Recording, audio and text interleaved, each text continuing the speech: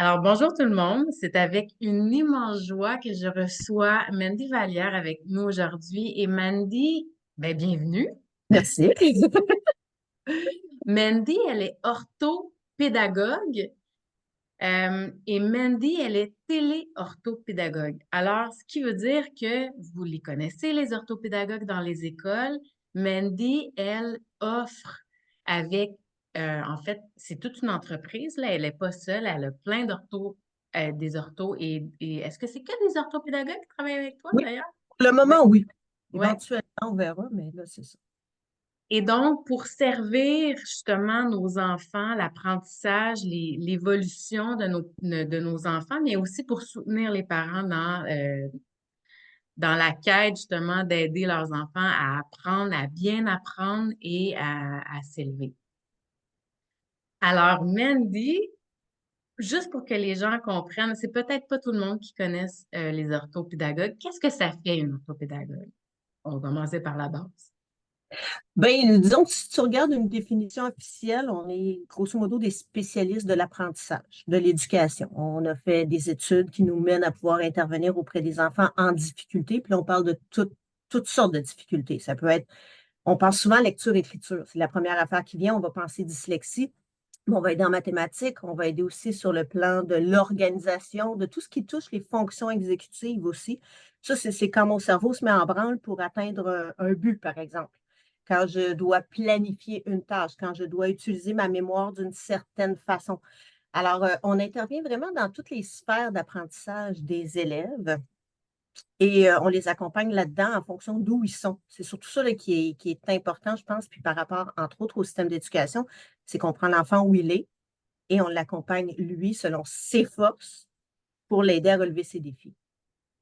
Donc, Mandy, pourquoi les parents viennent te voir? Donc, j'imagine que c'est les parents qui viennent te voir directement ou c'est les écoles qui te réfèrent ou les deux? Non, pas encore. Je n'ai pas commencé à entrer en contact avec les écoles. J'y pense.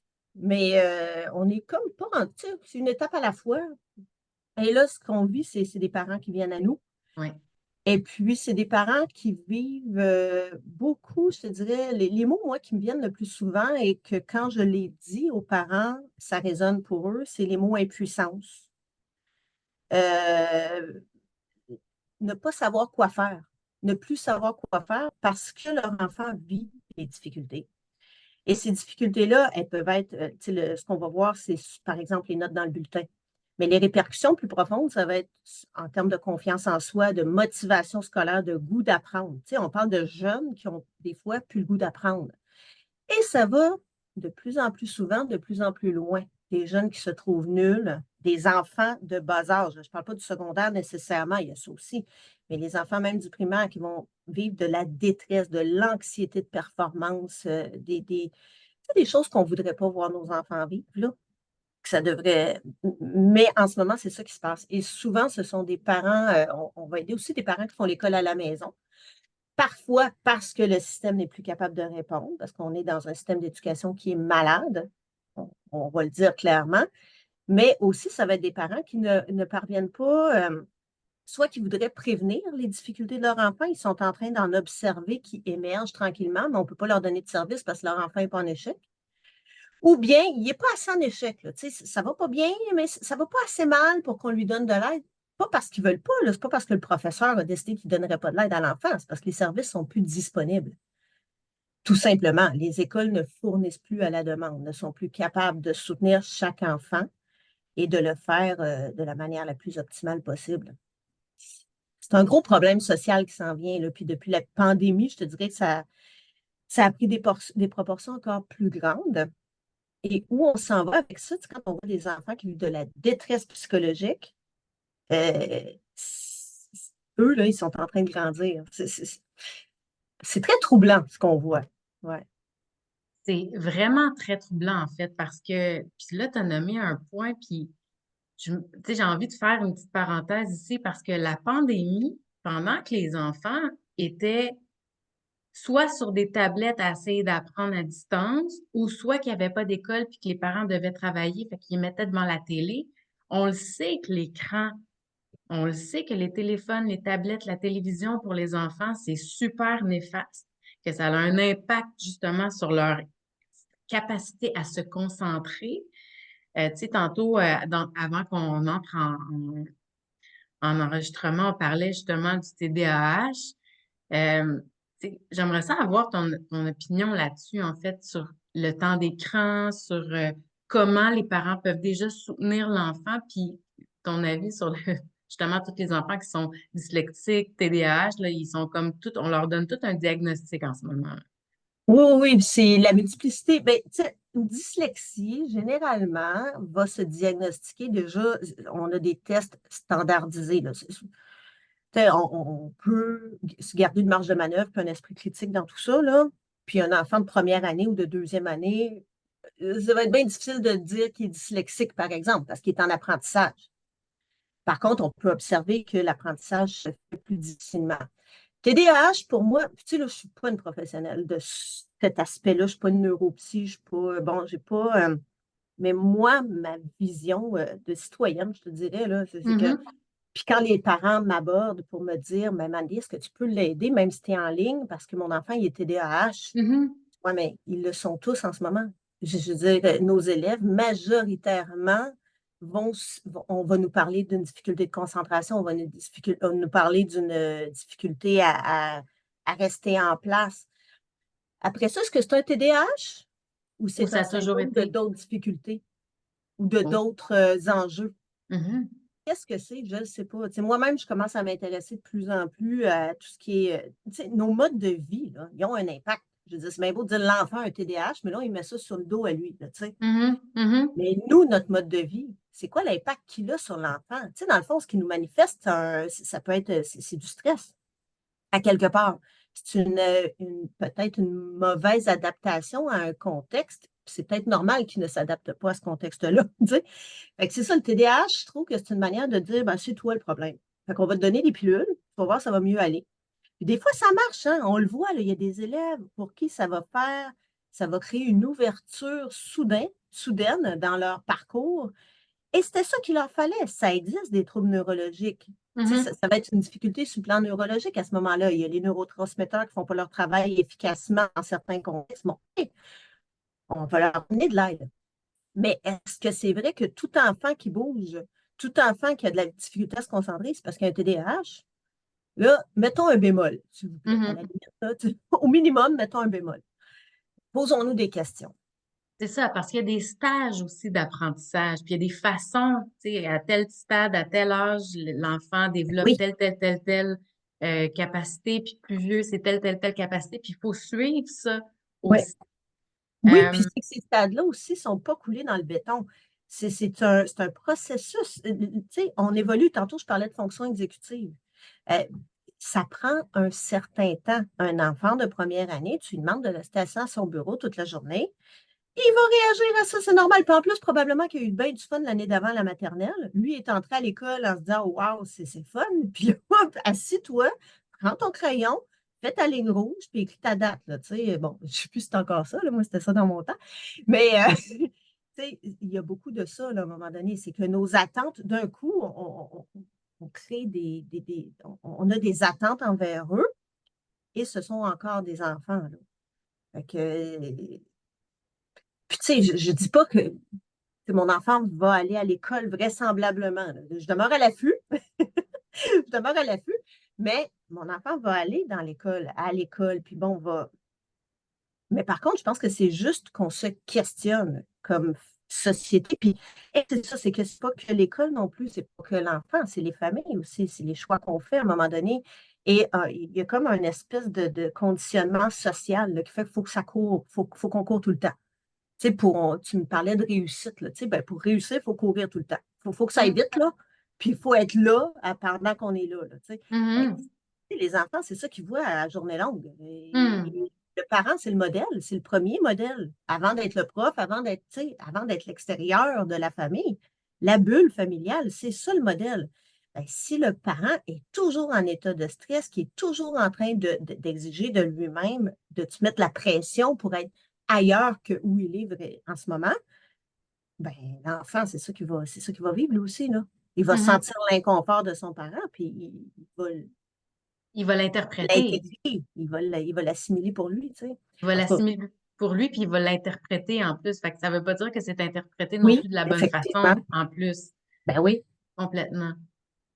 Ah, c'est intéressant. On va y revenir à ça parce que, évidemment, je vais te demander qu'est-ce que tu fais pour ces parents-là qui viennent te voir, pour ces enfants-là qui ont besoin de toi.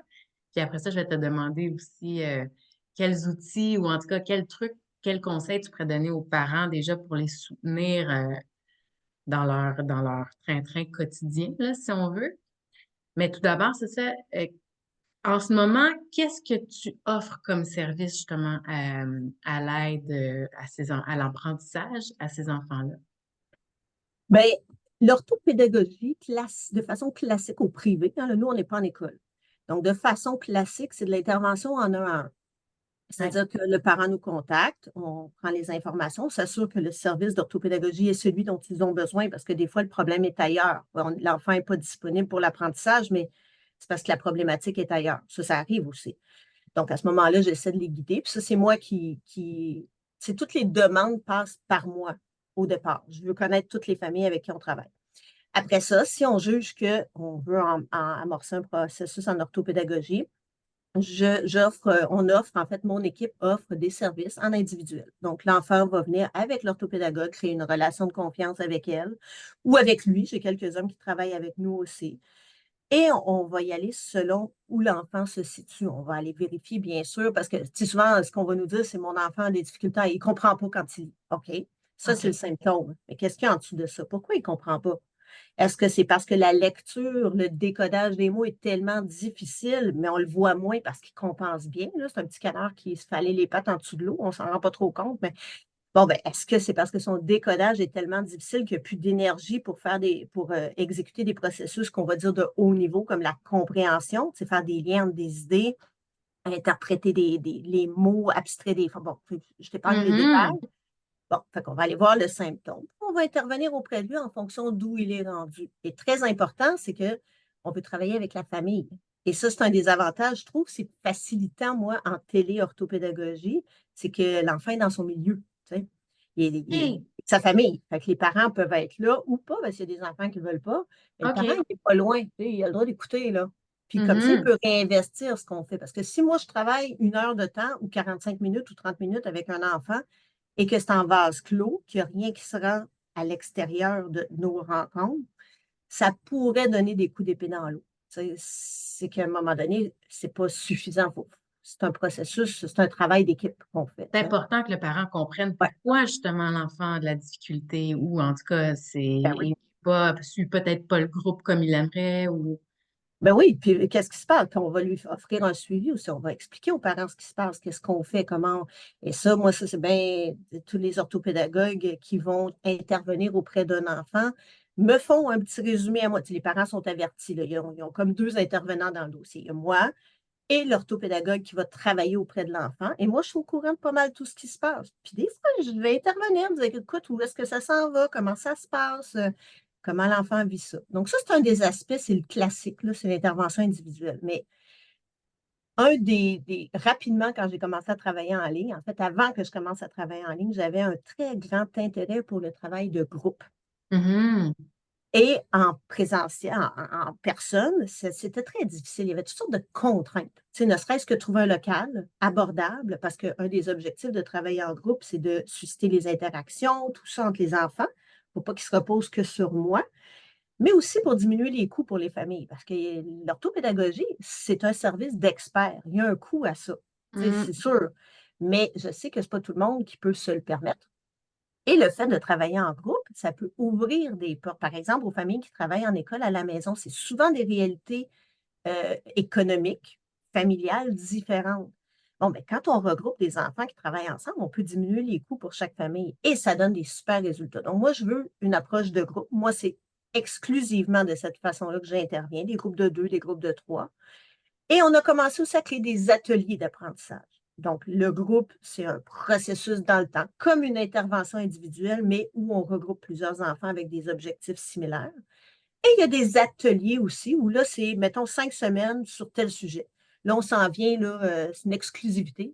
scoop, mais on a un buffet de lecture qui arrive. Donc, 3 ateliers, tout organisé autour de l'inférence, en fait, de la difficulté à lire entre les lignes chez les enfants en lecture, 2e cycle, 3e cycle, on les prépare pour le secondaire, entre autres choses. Fait que ça, c'est un atelier. Donc, on vous offre ça. On enseigne telle notion de façon toujours interactive, dynamique, tout ça, mais en groupe, en atelier, pendant 5 semaines. Puis après, on passe à autre chose. Donc, c'est un processus plus court dans le temps. Puis, voilà. Donc, puis on diversifie aussi. Des fois, il y a des groupes que j'ai partis parce que c'est le parent qui m'est arrivé en disant, moi, j'aurais besoin de travailler telle notion. Ah, ouais, c'est intéressant. Si on vous formait un groupe, qu'en pensez-vous? Fait qu'on on part beaucoup des familles. C'est ça, en fait. Donc, souvent, ce qui arrive, c'est que c'est les mêmes problématiques qui reviennent. Donc là, tu peux former des petits groupes selon les problématiques, puis amener tout le monde finalement, à évoluer ensemble. Oui, Puis l'interaction, c'est tellement riche en plus, c'est ça. ça l'est, parce qu'une des choses que moi, qui m'énervait beaucoup quand je travaillais en un à un, tu sais, l'enfant, souvent, il arrive, de un, il a peur d'échouer. Il a vécu des échecs, donc il se sent jugé, il ne se sent pas à la hauteur. Bon, qu'est-ce qui risque de se passer? C'est qu'il va y avoir toutes sortes de processus pour éviter de se mettre en danger. Et quand il est avec moi, il le sait que je la connais, la colline de réponse. Là, à moins d'être bon, il sait que je le sais, moi. Alors, souvent, ils vont se reposer sur nous comme intervenants. Alors que quand ils sont en groupe, moi, je suis plus, je vais guider tout ça, je vais orienter les discussions, je vais orienter les interventions. Et ce que les enfants ont bien de la misère à réaliser, puis nous aussi comme adultes, là, c'est que quand ils se trompent, là, quand ils me donnent une réponse qui n'est pas tout à fait celle que j'attends, parce que celle qui correspond à l'objectif qu'on vise, le millage, le chemin qu'on peut faire avec ça pour construire quelque chose de beaucoup plus solide que s'il m'avait donné une réponse de même, par cœur, tout ça. On peut construire à partir de l'erreur. C'est un, tu sais, le mot processus revient souvent, là, je m'entends moi-même, là, mais c'est ça, c'est un processus, l'apprentissage. Donc, on part de quelque chose, on construit d'autres choses. Puis quand l'autre enfant amène un autre élément, on peut confronter ça. Hein, qu'est-ce que tu en penses? Et là, je suis obligée de me positionner. Je suis obligée de me responsabiliser dans mon apprentissage. Je dois prendre position puis dire ce que j'en pense. Là, on est en train de mettre en branle des fonctions de haut niveau pour consolider des bases qui, des fois, sont fragiles ou erronées même. Tu sais, il y a des enfants qui m'arrivent, ils pensent encore qu'un verbe, c'est un mot d'action. Là. Ils se font dire ça à la journée longue. C'est pas vrai. Mais on va aller le vérifier, par exemple. Qu'est-ce que tu en penses? Pourquoi? Dans tel contexte, qu'est-ce que tu en penses? Tu sais, si je te dis je suis content, est-ce qu'il y a une action là-dedans? Non. Ben, pourtant, le verbe est là. C'est le verbe être. J'ai une phrase. C'est un exemple très précis que je te donne, mais un genre de mythe qui circule, un verbe, c'est un mot d'action. C'est pas vrai. C'est pas ça. Parce que les verbes les plus courants, c'est être et avoir. On ne bouge pas bien avec ces deux verbes-là. Là. C'est intéressant. Donc, euh, à la base, donc, juste pour comme mettre un contexte, vous aidez votre équipe, toi, euh, du préscolaire au secondaire. Donc, c'est vraiment ces enfants-là, ces parents d'enfants-là qui viennent te voir et ça va de toutes les matières ou il y a vraiment des matières spécifiques? Ben, on aide des adultes aussi maintenant. Oui. Ben, j'ai des orthopédagogues dans mon équipe qui désirent particulièrement, et puis là même, on veut lancer quelque chose parce qu'il y a des besoins pour ça. Là. Les étudiantes, entre autres, qui se rendent compte qu'il y avait des difficultés, mais qui n'avaient pas été soit diagnostiquées, soutenues, etc. Elles veulent quand même faire des... Ben, elles, parce que c'est plus des femmes là, qui nous ont contactés jusqu'ici, mais elles se ramassent à l'université. Là, les difficultés sont encore... Ils n'ont pas disparu. Et c'est souvent sur l'organisation, par exemple, organiser un texte, avoir un niveau de langage adéquat selon le contexte, planifier son travail, prendre des notes. Bien, ça, on va les aider aussi. Puis j'ai des orthopédagogues qui adorent ça, vraiment. J'en ai qui travaillent exclusivement avec les tout-petits, effectivement, le préscolaire, premier cycle. J'en ai qui sont plus vastes, mais oui, on va soutenir dans toutes les matières parce que la lecture, par exemple, elle est partout. Et même en mathématiques, on va aider en mathématiques, c'est sûr. Il y a des difficultés mathématiques. Mais souvent, ce qu'on se rend compte, c'est que derrière les problèmes en mathématiques, c'est la compréhension du langage qui pose défi parce que c'est un langage abstrait. Tu sais, des mots comme de plus, de moins, là, ça, c'est au primaire, ça peut jouer des tours. Alors, quand je dois, puis là, on va se dire, là, les situations mathématiques, là, écoute, il faut que tu lises un roman, là. C'est incroyable, c'est une tâche de lecture avant d'être une tâche mathématique. Si l'enfant a de la difficulté à lire, puis c'est sûr qu'il y a des aides technologiques qui peuvent en soutenir, mais notre système n'est pas rendu encore assez efficace, bien souvent, pas tout le temps, pour que ces problèmes-là, entre autres, soient sous forme PDF pour que l'enfant se fasse lire la situation de problème. Et là, il y a toutes sortes de mesures adaptatives qu'on peut mettre en place, là, mais c'est complexe. Puis l'histoire, c'est de la lecture, c'est de la compréhension de lecture, beaucoup, beaucoup, beaucoup. Beaucoup de fonctions exécutives aussi qui doivent être mises de l'avant. Donc oui, on peut soutenir partout. Ça va dépendre des problématiques. J'ai même des orthopédagogues qui travaillent en anglais. Ah, c'est ça. Ça, c'était une question que je me posais si vous serviez aussi en anglais. Excellent. Et donc, les parents, lui, il y a quelque chose que tu as dit tantôt qui me revient. Tu as dit, des fois, les gens pensent qu'ils ont besoin d'ortho, mais c'est pas tout à fait ça, donc je les redirige. Dans quel cas, ça serait pas ça? Ben, tu sais, pour apprendre, il faut une disponibilité affective. On va le nommer comme ça. Ouais. L'enfant qui est en train de vivre l'immigration, il vient de changer de pays, il vient de changer, ou il vient de déménager, ses parents se séparent, il se fait vivre de l'intimidation, ça peut être ça aussi. Tu sais, toutes sortes de contextes et chaque personne, chaque enfant va le vivre à sa façon aussi. Là, tu sais, on ne peut pas généraliser. Le divorce, c'est pas vrai que ça crée du malheur partout, là. Bon, ça peut être. Ouais, ouais, exact. Mais un enfant qui est dans une situation où il est en mode, tu sais, son corps lui dit qu'il est en survie, là. C'est pas ça Mm. la réalité, là. Sa vie n'est pas menacée. Mais son corps, là, lui, ce qu'il vit, c'est qu'il est en survie. Le cerveau n'est pas disponible pour apprendre à écrire, tu sais, apprendre à conjuguer des verbes, là, par exemple. Il n'est pas là. Fait qu'avant de venir, moi, je peux bien intervenir là-dessus, mais est-ce que je vais augmenter ça? Ben, c'est sûr que si on reçoit un élève qui est dans une situation comme celle-là, on va ajuster notre intervention. Mais en même temps, nous, on n'est pas psychologue, on n'est pas travailleur social, on n'est pas éducateur spécialisé même. Alors, est-ce qu'on va. Il y en a des familles que je leur ai dit, ben là, revenez me voir quand vous voudrez, là, ça va me faire plaisir, mais pour le moment, votre besoin, il est là. OK. Vous avez besoin d'une psychoéducatrice, puis il faudrait parfois que ce soit une intervention familiale. Mhm. Parce que là, puis c'est ça aussi, c'est que les mères, c'est généralement des mères. Il y a de plus en plus de pères qui m'appellent, mais c'est souvent des mamans qui m'appellent. Et elles-mêmes sont dans un état de détresse. Ouais. Elles sont angoissées pour leur enfant, là, mais pour elles aussi. Puis ça se répercute parce que là, la chicane embarque là-dedans, les tensions à la maison. Elles ne savent plus quoi faire. Qu'est-ce qu'on fait quand on sent qu'on perd le contrôle? C'est rare qu'on reste bien zen là-dedans. Ouais, il y Mhm. en a qui y arrivent, mais souvent, c'est que là, ça amène d'autres tensions parce qu'elle, elle vit son sentiment d'impuissance. Puis lui, il voudrait se faire aider. Il ne sait plus comment. Il veut se faire aimer pour ce qu'il est. Et là, ça amène des tensions. Fait que la mère aussi, il y en a des mamans, puis tu sais, des mamans qui vont se mettre à pleurer quand je leur dis là, madame, faites attention à vous. Ça va être ça la priorité. Faites attention à vous. Nous, on peut l'aider, c'est sûr, mais là, vous avez besoin d'aide, puis je m'inquiète pour vous dans un premier temps. Et ça, il y en a qui reçoivent ça, là, puis c'est comme Wow, OK, je ne l'avais pas vu de même. Non, ben non, parce que souvent les gens voient, tu sais, je veux dire, on est capable de voir ce qui est à l'extérieur sans nécessairement ressentir ce qui est là. Mais notre monde extérieur est le reflet de ce qui se passe à l'intérieur. Tu sais, tu le dis bien, là, dans le sens où vos enfants, c'est le reflet de ce qui se passe dans le cercle familial, dans papa, dans Oui, maman, puis aussi à l'école, c'est sûr, avec les frères, les sœurs, les camarades de classe, puis les professeurs. Wow! Écoute, il y a tellement d'informations ici. C'est comme on pourrait partir dans tous les sens, mais c'est on vaste va essayer de l'orthopédagogie, rester. hein? Comment? C'est vaste l'orthopédagogie, hein? Mais c'est vaste, puis tu sais, je pense, tantôt tu me l'as nommé, il y a ceux qui ont des difficultés d'apprentissage à l'école, mais il y a aussi, tu m'as nommé il y avait les parents qui font l'école à la maison qui parfois viennent vers toi. Mhm. Dans quel contexte elles viennent vers toi, ces personnes-là?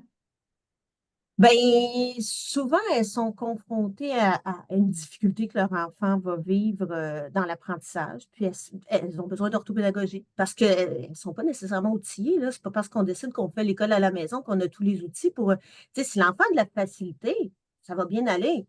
Fait on a un rapport un à un avec l'enfant, on est dans un contexte sécurisant, bon, etc. ça va bien aller, là, tu sais, il y a des bonnes chances. Mais si l'enfant a des difficultés, il y a des difficultés quand même. Alors, même si il est en 1 à 1, tout ça, ben, par exemple, quand je parle de, tu sais, j'ai des élèves, là, j'aime tellement travailler avec ce groupe-là. En plus, c'est 3 enfants qui font l'école à la maison. Là, ça fait un bon bout de temps, là, qu'on se suit.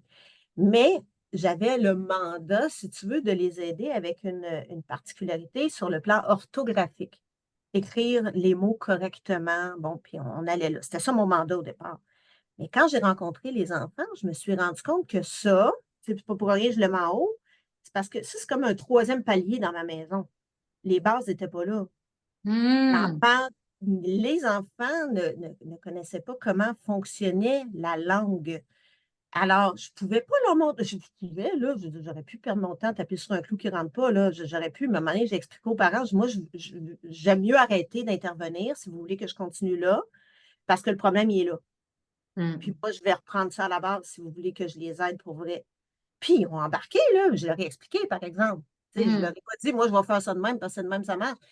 J'ai expliqué pourquoi.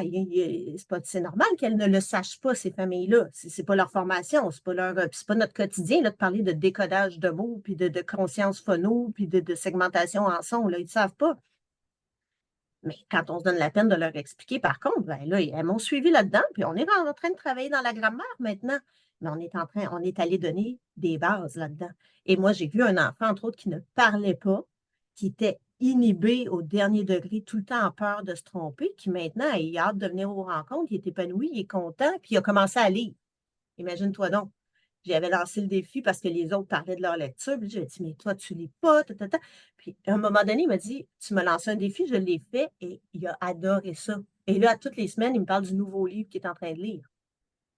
Mais Fait que c'est c'est ça. trop difficile pour lui de lire avant. Il ne comprenait pas, il pouvait pas, il n'avait pas accès à ça. Là, oui. Parce que c'est ça, les enfants.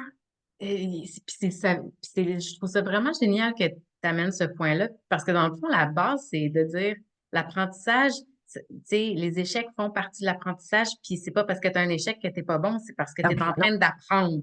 Tu Ouais. peux pas commencer. Puis tu sais, c'est ça, en fait, les enfants sont comme, mais là, j'ai pas réussi. Ben non, mais c'est normal que tu pas réussi. C'est la première fois que tu le fais. Quand tu vas l'avoir fait 2, 3, 4, 5, 6, 7, tu sais, tu vas apprendre, puis tu vas regarder ce qui a fonctionné, ce qui n'a pas fonctionné.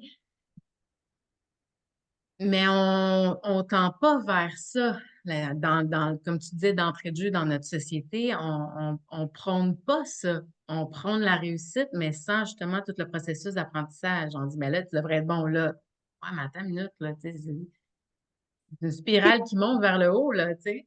Oui, puis une des affaires que j'observe, et là, maintenant, c'est en train de devenir mon leitmotiv, c'est ce que je Oui, veux dire à tout le monde, à toutes les familles, c'est que réussir, là, c'est une petite chose à la fois. Tu sais, les parents, des fois, ils cherchent midi à 14. Puis nous aussi, là, moi, tu sais, moi, je m'inclus là-dedans, là, dans ma vie, à moi, je le fais. Moi, j'aimerais ça être là, là. Je suis pas là, je suis là. Arrange-toi donc pour avoir du fun où est-ce que tu es de un. Tu sais, de le vivre oui, comme du c'est monde bon. là, d'en profiter là. Mais, tu sais, une réussite, là, on parle beaucoup de motivation scolaire. Oui. Puis à un moment donné, moi, j'ai demandé à mes collègues orthopédagogues sur Facebook, j'ai demandé, écoute, j'ai un enfant qui n'a pas de motivation, qu'est-ce que je pourrais faire? Puis là, je pensais à tout. Puis il y a une de mes amies d'université qui m'a dit, qui était sur le même groupe que moi, elle me dit, Mandy, il faut vivre des réussites. Puis j'ai dit, ben, c'est bien évident. Comment on construit une motivation? C'est en vivant des réussites. Mais ça ne veut pas dire que réussir, c'est de réussir mes 10 mots de vocabulaire, par exemple. Ce que ça peut vouloir dire, c'est que ce jour-là, dans mes mots de vocabulaire, je me suis rappelé qu'il y avait un T muet dans le mot, j'invente, là, mais le mot petit, un T muet à la fin parce que je peux faire petite. C'en est une réussite. Ça ne va pas lui donner 10 sur 10 dans sa dictée de mots, là, puis encore ça, on pourrait en parler longtemps des mots de vocabulaire. Je n'embarquerai pas là. Parce que ça, pour créer de l'angoisse dans une famille, là, c'est fantastique, hein, des mots de vocabulaire à apprendre garocher de même. Là. Mais lui, là, sa réussite, elle est là. Ou bien, c'est même pas académique, là. Il est venu s'asseoir. Il a pensé tout seul à aiguiser son crayon. Il a réussi à attacher ses lacets de souliers. Les enfants, souvent, ne se donnent pas leur réussite, ne se les approprient pas. C'est normal, ils devraient déjà être rendus là. Ils devraient l'avoir, ils devraient déjà être capables de le faire. Donc, s'il l'a réussi, c'est parce qu'il est à temps. Bien, toutes ces petites réussites-là Hmm. qu'on échappe, ben, on est en train de manquer des occasions de construire une confiance et une motivation à apprendre à aller plus loin. Et Eh, ces petites réussites-là vont mener l'enfant à devoir à se mettre suffisamment à risque pour tenter d'apprendre des choses plus importantes et savoir qu'avant de le savoir, il faut l'apprendre. Tu sais.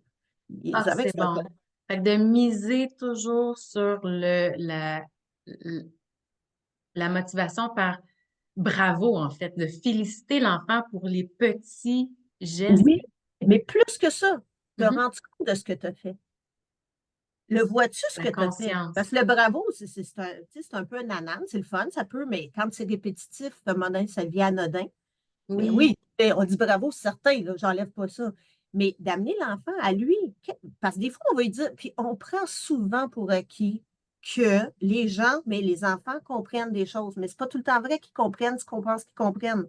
Je ne veux pas dire Exact. qu'ils comprennent rien, mais ils comprennent à leur niveau, à eux, à où ils sont situés, puis ils sont encore beaucoup dans eux-mêmes. Là, tu sais, ils n'ont pas l'expérience du monde pour pouvoir se détacher d'eux-mêmes. Alors de dire, est-ce que pourquoi je te dis bravo? Rien que ça.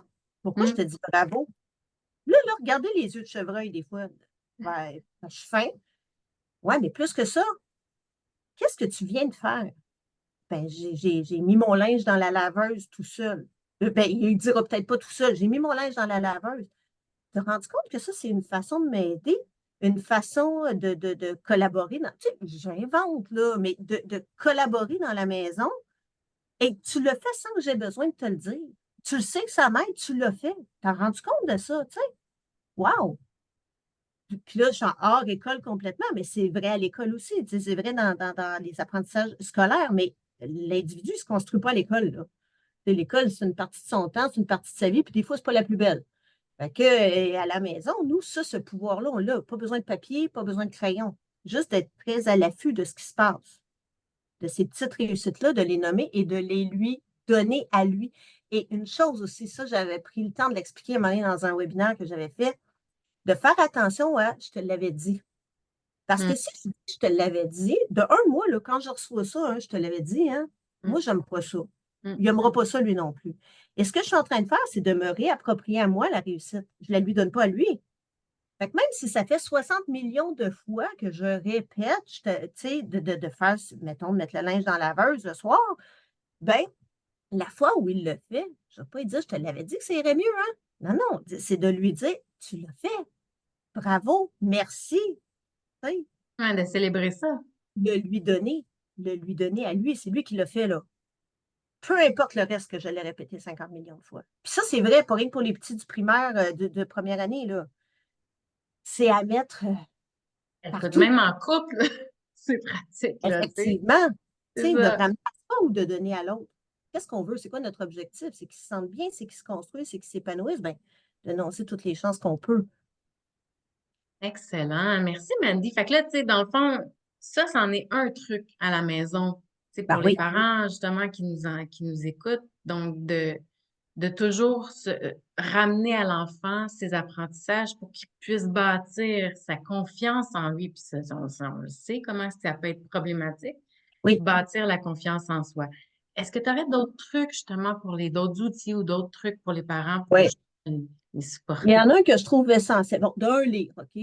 Bon, ça, c'est une porte ouverte, là, je ne vais pas l'enfoncer. Lisez, lisez, lisez, puis lisez pour avoir du fun, pas pour faire de l'école, là. Juste lire des histoires avec vos enfants. Des livres sans texte, pas besoin de lire des mots, c'est pas ça qui est important. Mais ça, j'en parle dans 12 000 vidéos à peu près, vous irez voir. Mais une chose qui est essentielle, c'est, ben, qui est essentielle. En tout cas, moi, je trouve ça très, puis je l'ai mis en pratique avec mon fils. C'est quoi que je disais, mais je l'ai mis en pratique avec mon fils et je vois des résultats. Moi, il y a 5 ans. Mais c'est j'appelais ça la stratégie question-question. Tu sais, quand un enfant nous pose une question, là, ça va vite de donner une réponse. Pourquoi telle affaire? Parce que, bon, puis là, c'est fini, la discussion est terminée, puis on peut passer à autre chose, on va aller faire le souper. Mais si on prend le temps de répondre à la question par une question, qu'est-ce que tu en penses, toi? Ah ben là, l'enfant, il est en train, encore une fois, de prendre son pouvoir. Qu'est-ce que tu peux analyser de la situation pour comprendre ce que, tu sais, je ne sais pas, moi, pourquoi là, je n'aurai pas d'exemple là, pour mal faire, mais pourquoi telle situation, pourquoi on va faire ça? Ben, toi, qu'est-ce que tu en penses? Et peut-être qu'il va se tromper dans sa réponse ou que ce ne sera pas celle qu'on attend. En fait, se tromper, ça avec, c'est relatif, là. Mhm. Mais ça ne sera peut-être pas la réponse qu'on attend. Et peut-être que ça va être erroné. Si on parle de certains faits, à un moment donné, pourquoi le gazon pousse? Ben, c'est parce qu'il y a de l'eau et il y a du soleil. C'est bon, il n'y a pas de mystère là-dedans trop trop. S'il me dit que c'est parce qu'il y a les oiseaux qui chantent, ben pourquoi? Explique-moi, va plus loin un peu dans ton raisonnement. Mais de l'amener à raisonner, à faire Oui, rien, à se servir de ce qu'il y a autour de lui pour déduire des réponses. Et ça, c'est de l'inférence. Là, à l'école, ils ont toute de la misère à faire des inférences. Hein. L'inférence, c'est quoi? C'est pouvoir comprendre, lire entre les lignes. Donc, faire du sens, mais sans qu'on me donne la réponse de façon textuelle, explicite, qu'on va dire, là, nous, dans notre langage. Bien, ça, c'est de l'inférence. Tu me poses une question, qu'est-ce que toi t'en penses? Le ramener à lui, l'obliger à faire des liens et le guider au besoin s'il ne fait pas les bons liens dans le contexte et à être prêt à accepter des réponses qui peuvent nous surprendre aussi. Parce qu'il n'est pas dans notre tête, il n'a pas le même vécu que nous, il n'a pas la même expérience que nous. Ce qu'il va nous dire, des fois, ça va être surprenant et peut-être créatif. Tu sais, youpi, tant mieux. oui. Puis on peut lui dire, hey, j'avais jamais vu ça de même. Tu sais, il donnait cette victoire. C'est pas une victoire, mais la capacité de faire des liens, là, ça se développe au quotidien, dans le journalier, dans les discussions qu'on a. Pas besoin de papier, de crayon, pas besoin de s'asseoir à table pour dire aujourd'hui on va inférer. Là. Non, tout simplement. C'est sûr que si ce n'est pas dans le mode de communication de la famille, commencez pas à faire ça 10 fois par jour, il n'en pourra plus, là, il ne comprendra pas, ça va être trop déstabilisant. Puis s'il vous Mhm. demande du lait, vous pouvez donner du lait. Pas besoin de bon, pourquoi veux-tu du lait? Bon, Pourquoi? Mais qu'est-ce que on tu en penses? s'entend, il faut juger, faut Mais si ce n'est pas pantoute dans votre façon de communiquer, ben, de l'intégrer de temps en temps et profitez-en parce que c'est tellement en tout cas, moi, je trouve ça vraiment agréable avec mon fils de le voir. Puis là, il commence à être habitué. Là. Il sait bien que quand il me pose une question, il y a peu de chances qu'il y ait une réponse. Tu sais. Fait que, mais de le voir, ben, je pense que, puis il y a ça. Puis il a appris ça. C'est notre mode de communication. Et maintenant, c'est une autonomie aussi qu'il va développer. C'est une façon de comprendre le monde qui l'entoure. Là. L'inférence, c'est pas rien que dans un livre qu'on en fait, c'est pas rien que dans un texte pour l'école. C'est au quotidien qu'on doit inférer, comprendre pourquoi les choses arrivent comme ça. C'est une question aussi de confiance en lui. Il Ben bâtit oui, encore une fois sa confiance en lui à travers ça. Il sait oui, qu'il peut se fier sur lui, à ben son oui. Et raisonnement, à quelles son. belles occasions de discussion aussi, là. Hey. Wow! Merci, Mandy! Alors, Mandy, il va falloir qu'on te réinvite. Je vois OK. le temps passer. Mais je trouve ça tellement, tellement, tellement intéressant. Fait que là, pour tous ceux qui nous écoutent, là, vous avez eu des trucs, vous avez eu des outils. Et là, vous avez aussi compris que si vous voulez aider vos enfants, si vous voulez amener vos enfants à se développer encore plus au niveau pédagogique, au niveau de l'apprentissage, ben, tu sais, il y a des experts, il y a des gens qui sont là pour vous aider, dont Mandy Vallière et son équipe. Alors, on remercie beaucoup Mandy, par exemple, parce que il ne doit pas en avoir tant que ça, des gens comme toi qui offrent ce service-là, tu sais. Fait que aux gens, ben, L'orthopédagogie, tu veux dire? Il y en a ben, beaucoup. En ligne, ça en, commence, mais qui ont l'expérience de le faire en ligne, ça, c'est une autre affaire aussi. Là, parce que, tu sais, c'est comme souvent un des arguments que les gens vont dire quand je parle que le service est en ligne, c'est qu'ils ont la référence de la pandémie. Quand les gens les professeurs se sont fait garrocher avec un ordinateur, puis arrangez-vous, gérer une classe.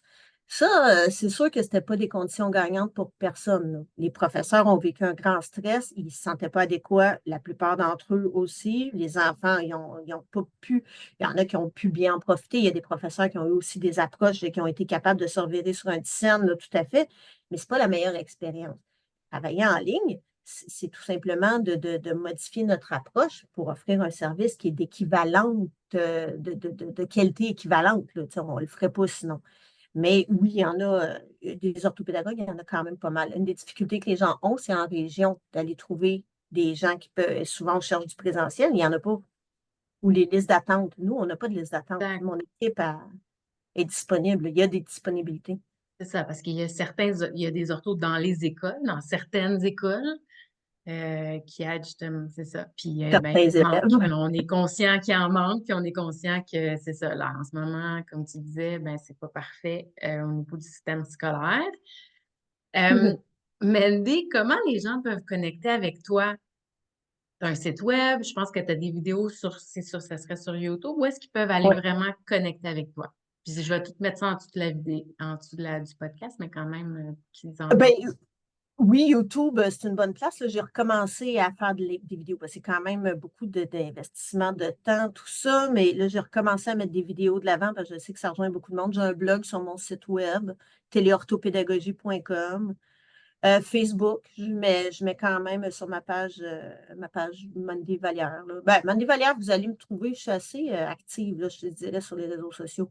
Mais mon site web pour me contacter ou bien Messenger, c'est une façon directe. Mon adresse courriel, ben, on la trouve sur le site, mais c'est info@téléorthopédagogie.com. Fait que, Donc, mais, ouais. ton, ton site web, c'est téléorthopédagogie.com. Je vais le mettre en dessous dans le podcast, en dessous du podcast, dans les notes.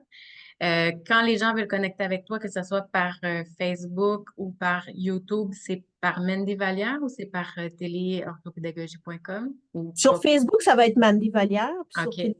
YouTube aussi. YouTube, c'est pour avoir vraiment du contenu, ben, justement, là, des petits trucs. Là, je parle beaucoup des albums sans texte puis des aides technologiques en éducation. Là, c'est partout, là, ça, maintenant. Donc là, je suis là-dedans là, en ce moment. C'est comme mon nouveau bébé. Là. Mais la fluidité en lecture, ça, c'est un de mes dadas. Et d'ailleurs, je m'apprête à lancer bientôt un matériel pour permettre aux familles je dirais, de la deuxième à la quatrième année, de pouvoir travailler avec un vrai programme là, de la fluidité en lecture. Là, je suis en train de finaliser tout ça, puis pour pouvoir le rendre accessible. Moi, je l'avais fait en groupe avec mes élèves. J'avais préparé ça il y a quand même longtemps maintenant.